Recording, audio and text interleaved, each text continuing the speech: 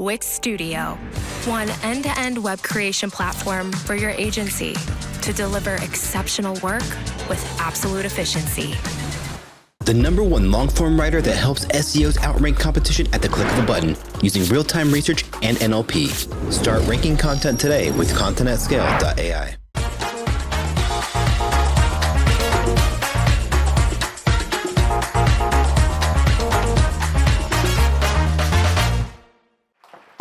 Okay, I'm sure most of you know who I am. Who in here, hands up, have never seen me speak before?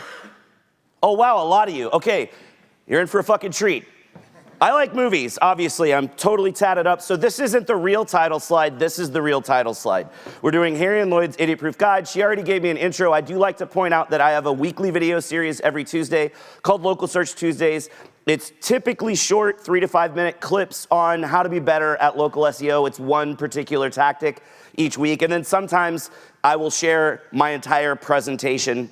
I did a presentation yesterday. That's going to be up next week. You can watch those as well. I collect tips from all the speakers. You'll see me shooting videos all afternoon. So go watch it. It's funny. It's goofy, too. I shoot in front of a green screen, so I come out and have conversations with myself. It's really weird. But I'm lucky enough to be a popular presenter at conferences all over the world. I spoke at 32 conferences last year in like 5 or 6 different countries. This is my 18th conference to speak at this year already.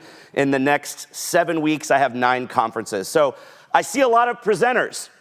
And I'm not saying that to brag, I'm setting up a joke. So at a lot of these conferences in the States, you have people that are basically just sales guys getting up on stage trying to pitch their products. And they're kind of painful to watch because they're not used to public speaking. So they'll stand locked behind the podium and talk in a quiet voice like this the whole time, and you kind of struggle to hear what they're saying. And even worse, a lot of conferences don't have these monitors here where the speaker can see what slide is on the screen. So they stand there like this, and you're just kind of watching the side of their head the whole time because they're watching their slides. And even worse, typically they don't have any design elements, no screen captures, no graphics, no colors, nothing. So the background of every slide is just plain white, and they use black Arial font, and they pack every slide with bullet points, and they just sit there and read bullet points the whole time. That's no fun, right?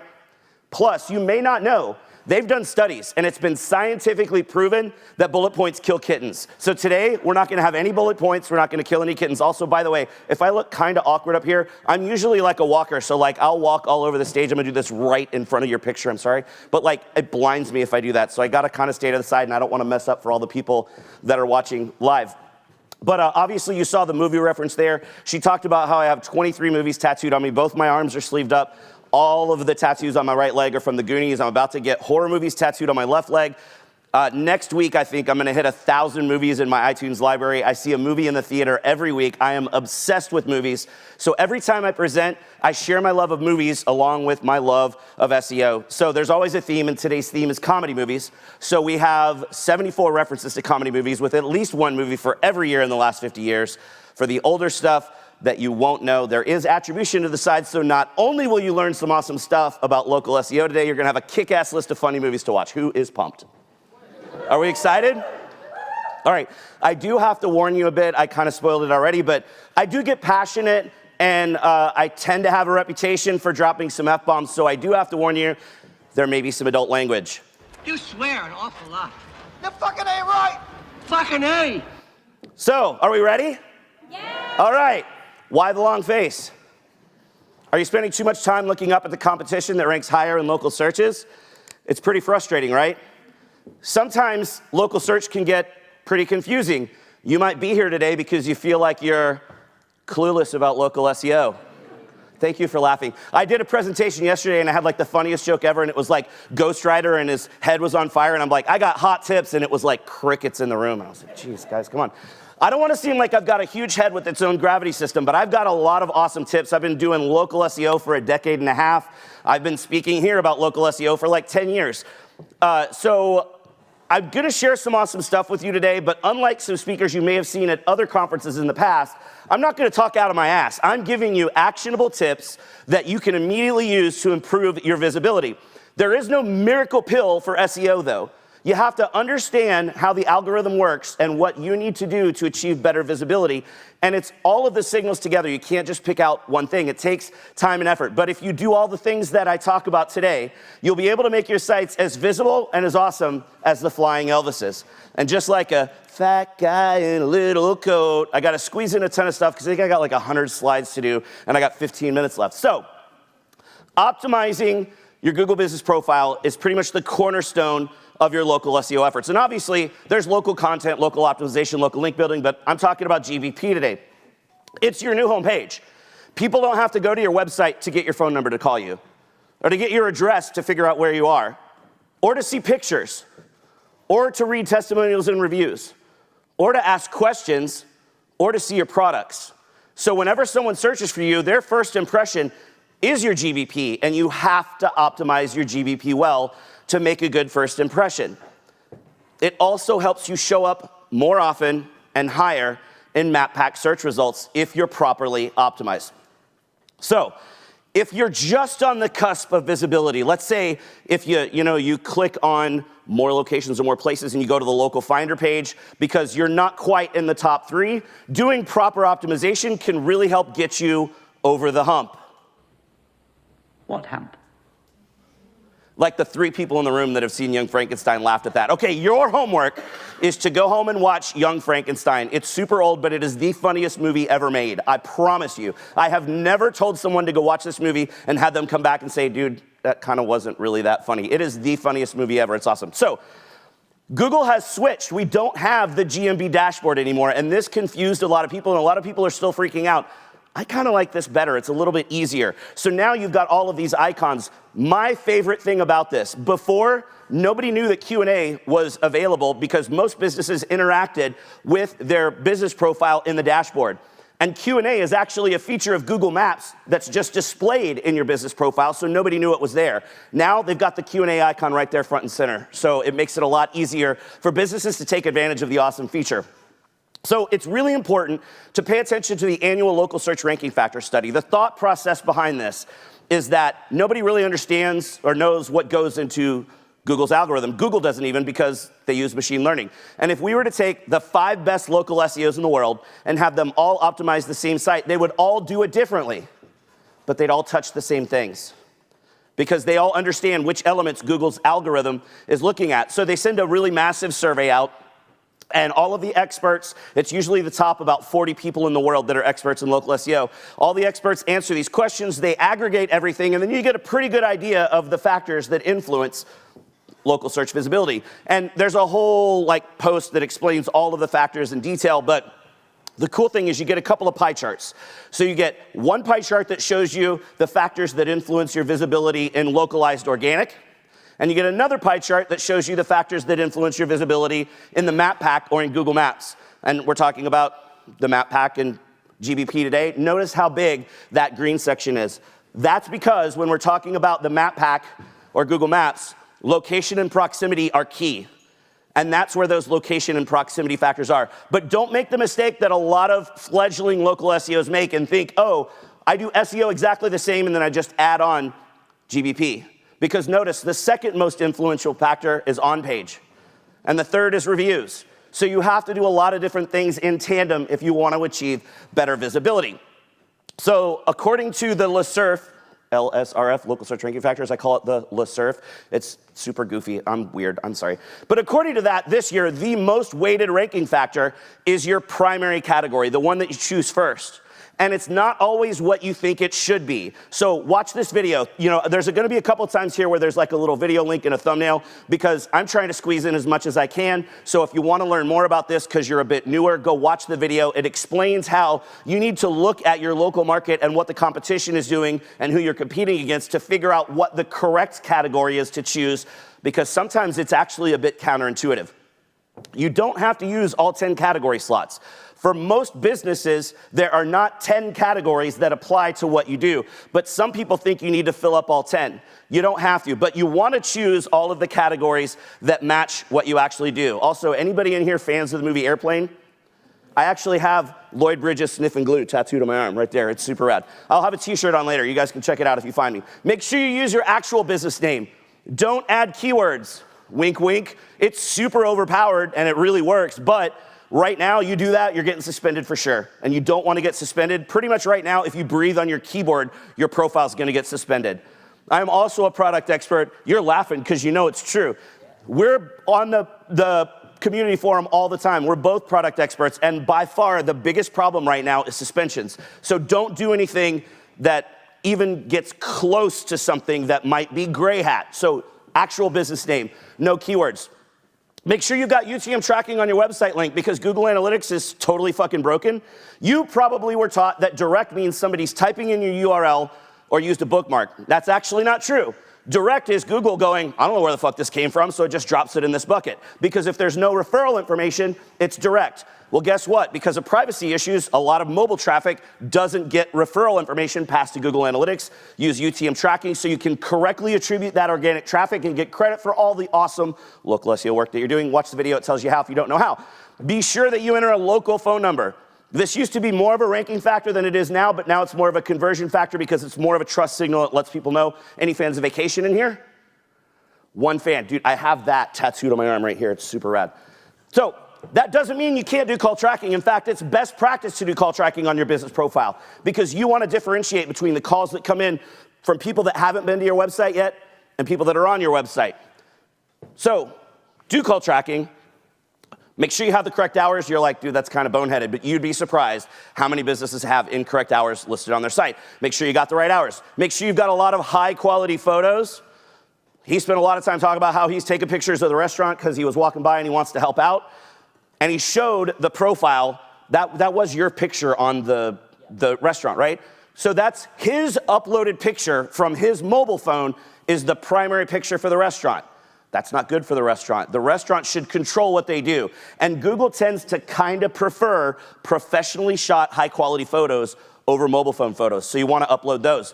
You can also upload videos, as he talked about. The size limit is both of these. It's not one or the other. It's 75 meg or 30 seconds. And it's really cool and powerful. Do that. Make sure you get a lot of reviews. You have to be proactive because it's not human nature to leave a review if you're happy. I love to get fish tacos. If I go get a fish taco and there's a Band-Aid in it, hell yeah, I'm leaving a bad review. But if it's the best fish taco I've ever had and I'm sitting there and I'm like, oh man, this is the best fish taco ever, I'm not gonna leave a review. But if the waiter hears me saying that it's the best fish taco ever and he's like, bro, you mind leaving a review and sharing that with everybody else? Then I feel obligated to do so. That's why you have to ask. Here's some new stuff. This is super new stuff from research that Sterling Sky did, but they didn't really take the extra advanced step that I'm gonna take. You know the default sort of reviews when you first get to a profile, before you click newest reviews, best reviews, worst reviews. That default sort is what we're talking about. If a review includes a photo, it stays in the default sort longer. If a review has more text, it stays in the default sort longer. That's a problem because bad reviews are obviously typically significantly longer than good reviews. Also, R.I.P. Pee-wee, I got him tattooed right there. And the third one, if a review gets 2 or more thumbs up, it stays in the default sort longer. So let's take an advanced step with that. If you've got a bad review that shows in your default sort, you can get rid of it really quick. Talk to a customer that recently left a 5-star review. Say, hey, we've got this bad review. Make up whatever sub story you want. It's a fake review. It's a bad review. It doesn't reflect the experience. Can you go add more text and more of a story to the review that you left recently and also upload a photo along with it? Once they've done that, have a couple of people on your staff go give a thumbs up, and boom, that review pops up to the top of the list. You do that for 4 or 5 reviews, it buries the bad review. It's super awesome. It works very fast. This is a killer tip. Definitely pay attention. Make sure you're using Google Posts. Google Posts are amazing. Everybody quit using them because at the beginning they were at the top of the profile, then Google bumped it to the bottom on desktop and people are like, I'm not gonna waste my time, but they're still super visible on mobile and they still work on desktop. So watch this video. I did a whiteboard Friday for Moz. It's 13.5 minutes that is densely packed information on how to be successful with posts. Also, it's probably the coolest whiteboard ever, and that's not me. Like everybody's like, dude, that's the best whiteboard anybody ever did. I spent like 3 hours drawing out a Google business profile. It's super awesome. Don't treat them like social media. They are ads. And this is the biggest mistake businesses make. They treat them like Facebook or Instagram. These people haven't been to your website yet. This is something you should use to stand out from the competition. So you have to create something that's compelling. Social media bullshit fluff will do nothing for you. So you've got to think, what can I do to attract people, because they're likely trying to figure out which restaurant they want to go to, or trying to figure out which attorney they want to see, or which car dealer they want to buy from. Do something compelling so that people will want to click that ad. Now, it used to be that posts were visible for 7 days and then they disappeared, unless you use one with a date range. Now they'll stay visible for 6 months, which means you don't have to do a post every 7 days, even though that's the cadence that most people use. If you have enough stuff to talk about, sure, do them as often as you want, but definitely don't do like 3 or 4 a day like you're treating social media, because nobody's gonna sit there and scroll through all your posts. They really will only check out the first 2 that are visible there on desktop. You don't wanna use the templates with a date range though, and I'll explain why. The biggest problem is people pay attention to the big picture and all the text, and then they're like, I don't understand why my posts aren't working. If the thumbnail isn't compelling, nobody's gonna click on it. Google automatically crops to a smaller version of the image, and you can't control that crop. And Google's only gonna show the first few lines of text. If that's not compelling and you're not paying attention to what your thumbnail looks like after you created the post, you're gonna fail and you're wasting your time. So make sure that the thumbnail is awesome. So the image is automatically cropped, you can't control it, and the cropping is super kind of fucked up. Now the thumbnail text depends on which template you're using. Most of the time you're gonna use the update post. That's the easiest to optimize, because if you include the call to action link, which you fucking should, because hey, we're marketers, it's an ad you wanna convert, right? That takes away 1 line, which gives you 3 full lines of text in the little thumbnail. So it looks like this. If you don't have the call to action, it looks like this if you do. So you get 3 lines to write something compelling. Event posts have a separate line with a bold title, a separate second line with the date range, so you have less available text, because you get 1 line, then the date range, 1 line of text, and your call to action. It's a lot harder to write something compelling that way. And if you do the offer post, people love it because it's got a cool fucking price tag emoji. Woohoo! Right? Like, who's gonna, I mean, some people think this is great. Actually, Joy Hawkins at Sterling Sky, their research says this is the best, but that's because I think their research was a bit flawed. So there is a bug that you should know about. It's been going on for over a year, that if you use an offer post, it doesn't show on desktop, unless someone clicks see all post to read the full feed, but customers don't do that. Offer posts do show on mobile though, so look at how much of your traffic comes on mobile versus desktop to decide whether you want to use this kind of post or not. Make sure you've got your UTM tracking on your Google posts as well, because for the same reason, you need to understand which posts are working the best, and you can't tell in analytics if that's not getting attributed correctly. Make sure you've got an eye-catching image. Don't use stock photos, and check that thumbnail every time. The ideal image size is 1200 by 900 pixels. The auto cropping is really weird. It's slightly higher than vertical center, and it's not consistent. I did a test a few years ago. I loaded the same image 5 times, and each thumbnail looked different. I don't get what they're using to do it, but it's stupid. So I created a Photoshop template. You can download it for free right there. It will help you have better control over what's going to show up in that thumbnail. The template looks like this. Anything inside of the white grid is considered safe, and that's going to show up in your thumbnail, and then the rest is different. You can do some really cool stuff with this bit at the bottom, because this won't show up in the thumbnail, so you can put like a phone number or some text and a really cool call to action that doesn't show up until they see the full post. So that could be really cool too. You can also upload videos instead of photos. And this is really cool because it'll have a little play button in the thumbnail, and then when they click that and the video pops up, the video auto plays. It's pretty neat. You want to pay attention to the questions and answers widget. It allows anybody to ask you a question, and any random asshole can answer that question for you, because it's actually community discussion. But the general public thinks that it's a chat widget. So questions, because it's a community discussion widget, can receive a bunch of different answers. Whichever answer has the most thumbs up is the answer that's going to be displayed as the primary answer. So you need to pay attention, because when you answer a question with an owner or manager account, it's labeled as the name of the business, and then it says owner in parentheses. You want your owner answers to be the primary answers to every question. And if a question gets upvoted, questions can get upvoted as well. If a question gets 3 or more, it replaces the standard Q&A link, and it's displayed natively in your Google Business Profile, and this can be pretty scary. Like, this is an amusement park in Texas. It got upvoted. The question is, because in the back, you can't read it. The website says today's hours are 6 to 10 p.m. Is that 6 a.m. to 10 p.m. or 6 p.m. to 10 p.m.? And the jackhole that answered it said, it's open when it's not closed.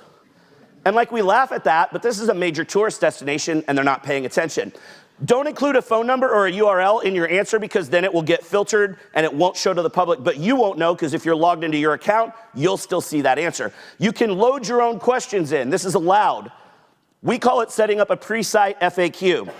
Nobody's going to go to that FAQ page on your site that has 50 questions and spend 10 minutes reading through to see if maybe their question is there and maybe an answer is there. They're going to come here because they think it's chat and there's an instant answer. And there's something really cool about the way that this works. If you're typing in a question and a similar question has been asked and answered in the past, as you're typing it, Google auto-completes the question and immediately supplies an answer. That's an amazing pre-site experience. It's faster than if you had chat, because they don't have to finish typing and hit enter. So if you upload those common questions, you will convert more customers. It is super killer. And a lot of times, those questions are leads. I'm out of time, but I'm gonna go really fast and go, you guys don't mind missing a minute or two of break, right? Okay, sorry, I got a lot and I talk too much, sorry. So this was a study I did of some car dealerships a few years back. This was 600 dealerships and several thousand questions that we classified. I'm about to redo this research right now. I've got 2,571 car dealerships, so it's like almost 21,000 questions that we're looking at. But we looked at this, all of these in blue were actually questions of people that wanted to buy shit from the dealerships. 40% of the questions in Q&A were leads, and only like 3, not 3%, only 3 of those questions were answered by the business. You wanna see some fun shit here at the end? Yeah? Okay, fun examples. Upvoted question, do you have a phone number? Yeah, jackhole, it's right fucking there. But people think it's chat, and they could go right to the website because there's a link, but they're lazy. And this is an overheating engine, and the dealership didn't answer. Thousands of dollars of work they missed out on because no answers. Or this was fun. Hey, your website sucks. And it's so bad, somebody said, yeah, I'm not a fan of it either. And it's so bad that somebody actually thumbed up that answer. But this is an example of something you could get removed. It's questions and answers. It has to be a question. So if you click the 3 little dots over here to the side that I cropped out and report it, Google will remove it because it's just a statement. This was fun. I did this at a conference. I was using a local example. The question, does this dealership have a body shop? And the answer is, don't go here, look at the reviews. I had a horrible experience. They lie to you and everybody else. Then the answer from the owner is really good, but this answer had 1 thumbs up and this didn't. At the end, this guy comes running up. He's like, bro, I work there. And I'm like, I wasn't trying to shame you. I'm sorry. He's like, no. What do I do? And I said, watch this shit. Everybody sit back down, because people were packing their shit up. They all sat down. I grabbed 3 people in the front row. I said, pull up your phone, look up this dealership, go to this answer, click thumbs up. And then I pulled it up on screen and refreshed the screen, and boom. Immediately, this answer jumped to number 1. It is super fast, so you gotta monitor your shit, make sure it's up. This one, for a hotel in Boston with really weird twisty hallways and inconsistent numbering. How are your room numbers ordered? This jackal says alphabetically. Because when questions and answers first came out, Google incentivized local guides to provide answers, so they went and just did a bunch of jackhole answers everywhere to get points. The next one is my favorite example ever. I had to rush to get it to you. I like to find funny shit. The answer has since been changed, but originally, this is for the London Eye, the big Ferris wheel on the Thames, right? It was upvoted, so this appears instead of their questions and answers link. Now, the guy thinks he's a comedian, so he changed the answer. But originally, the question was, do you have to wear a helmet? And the guy said, yeah, you can if you wish. I believe Viking helmets are a popular choice. The second best one ever was for Stonehenge, which has also been changed. The question was also upvoted, and it was, what was Stonehenge used for? And someone said, it was an ancient roundabout, but it never got used because cars weren't invented yet. So there's a lot of funny stuff like that out there. Upload your own questions, answer them, keep your answers upvoted so that you have an awesome pre-site FAQ experience like this, and you will fucking win with your Google Business Profile. If you have problems, don't go to GBP support. They fucking suck. They don't know what they're doing. They only follow scripts. So instead, go to the forum that we've already mentioned a couple of times. One of the product experts like us will then be able to escalate you directly to the Google Business Profile team and skip the idiots in support. So make sure if you create that post on the forum, include as much detail as possible, because otherwise one of us is gonna say, hey, we need more details. Tell us like your URL and your business name and your GBP and all that sort of stuff. If you wanna learn a lot, just go follow the forum. You don't have to help. You can click subscribe to see how the product experts answer those questions, and it will teach you more about local SEO than anything else you've ever done, other than my training class that you can take if you come back to Brighton SEO next time. So if you wanna learn even more, take that local SEO training course next time because it's stinking awesome. Thank you so much. I know I went a little bit over time. I hope that fire hose, don't clap, I'm not done. I hope that fire hose was not too painful. Now when you're looking at Google search results, you're gonna understand how the algorithm works and you won't be confused, and maybe, just maybe, you'll be really excited to do some local SEO. So peace out. That is the end. Thank you so much for watching.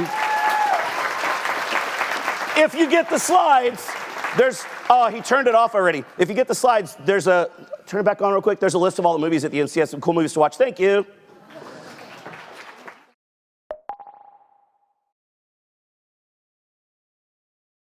Monthly reporting making you want to shove sharp things up your nose? Try Dragon Metrics, the all-in-one SEO software with mind-blowing reporting tools.